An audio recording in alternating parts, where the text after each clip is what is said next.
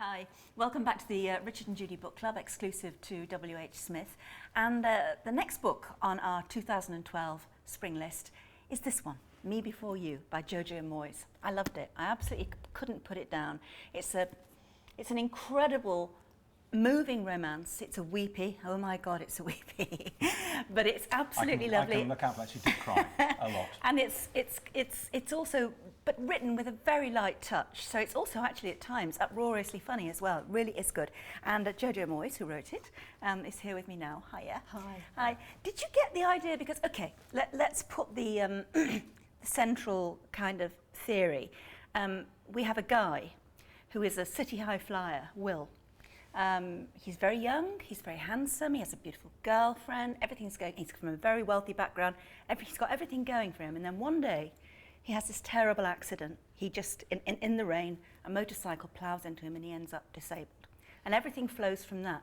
Now before we get on to Lou, your heroine, it seems to me that I mean, you are a journalist, and it seems to me that's a very kind of strong theme of the moment, that very young disabled men are increasingly in the news because they feel they don't know whether they can face the rest of their lives.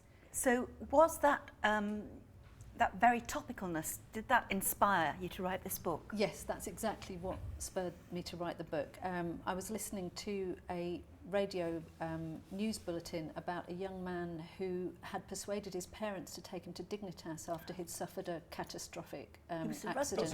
His name was Daniel James, and his parents agreed to take him after a couple of years, and I was completely stunned by the fact that they would agree to do that. And I admit I was probably quite judgmental at first. I thought, you can't have loved your child, and being an ex-journalist, I had to find out a bit more. So the more I read up about it, and I suppose you start putting yourself in various people's positions within the tale, I started to realise that it's not as simple as that. And I have an aunt who is in a similar position herself, and so the issue of quality of life was very high in my mind. And I just remember thinking, who are we to judge who decides what your quality of life should be? Well, it goes back to that old West End production of the mid-70s, Whose Life Is It Anyway, isn't yes, it, somebody really? reminded Just me describe of to that us what Will's condition is after the accident. He's I'm trying to remember now, he's I think a C2/3 quadriplegic, which means that your spine is broken from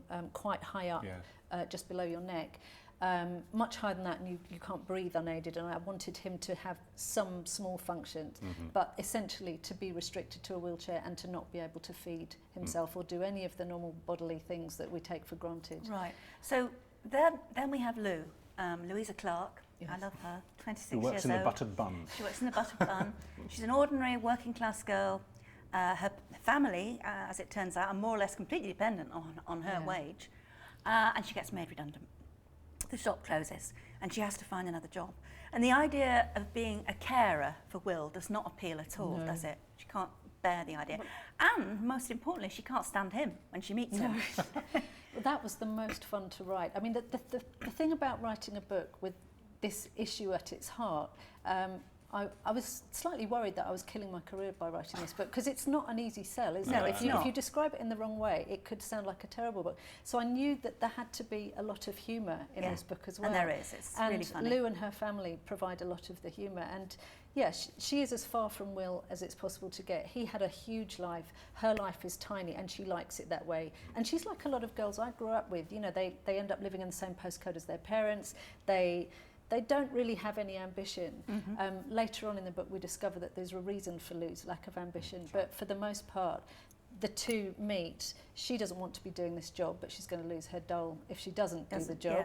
He doesn't want to be looked after. He's going to make anybody who looks after him pay, basically. So describe the method which finally there's a breakthrough. You bring them together. What was your means to do that? She becomes the only person who will actually not pussyfoot around him, and there's an incident where his ex-girlfriend comes to announce that she's marrying somebody else. His friend. I know. It's awful. But I know, it's a bit cruel, really, isn't it? But he then smashes up his photographs using his stick and his chair, and she basically tells him to stop being an arse, if I can say that Yeah, word. gotcha, yeah. And he's quite taken aback, and she thinks she's lost her job, but actually it's quite liberating for him because nobody treats him normally. No. Everyone knows that he's feeling suicidal and nobody wants to confront him or make life... And his mother is kind of sort of pussyfooting around him because, of course, as you know, although she's a bit of a horror in terms of she's a snob and all the rest of it,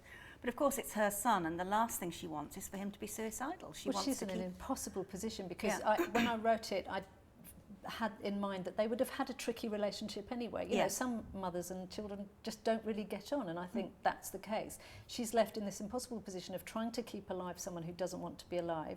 They don't get on, and she's having to have these people in her life who she probably would never normally have mixed with, this succession of carers and people kind of in your face all the time. And I think she finds it very difficult, and her husband is not the easiest. No. No, not at all.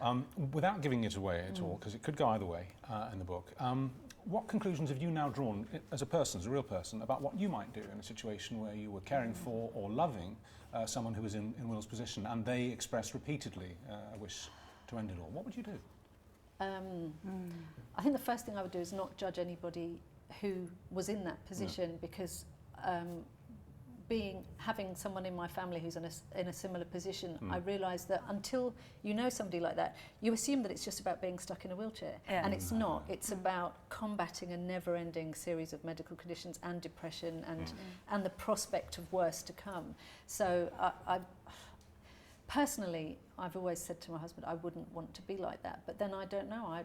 I feel like I could express myself in other ways. I could write using voice technology or something. I don't know. I would hope that for my own children, I would want to... I meant more, would you help someone along?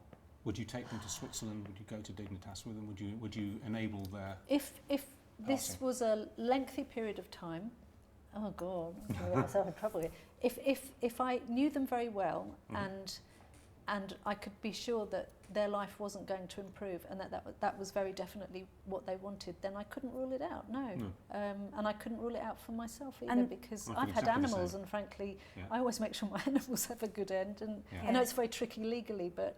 Well, it's very tricky, not just legally, but in terms of youth, as you say, that the rugby player that was the who thing was that was so shocking absolutely a young man, 23, whatever he was, and his parents, and God knows how much it must have hurt them to let him go. And I think they had a terrible time afterwards from the outside world as well. People saying, how could you do this? But actually, in the end, you probably have to make a decision that, you know, you sacrifice your happiness for someone you love's happiness.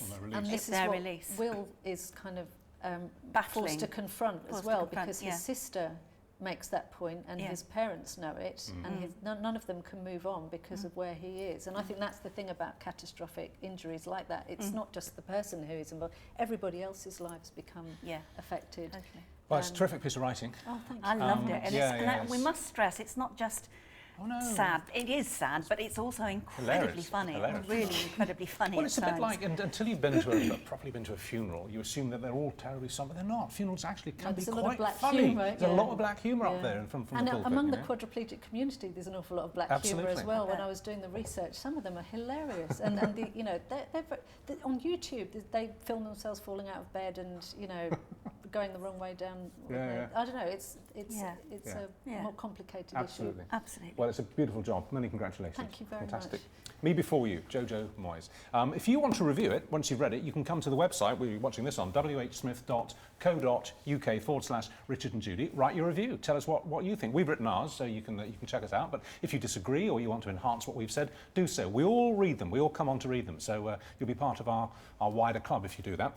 You can download our podcasts for free from iTunes. And just to mention that at the back of all the books that we're publishing, well, not publishing, but are part of the book club this season, there is extra content. There's a little Q&A with the authors at the back.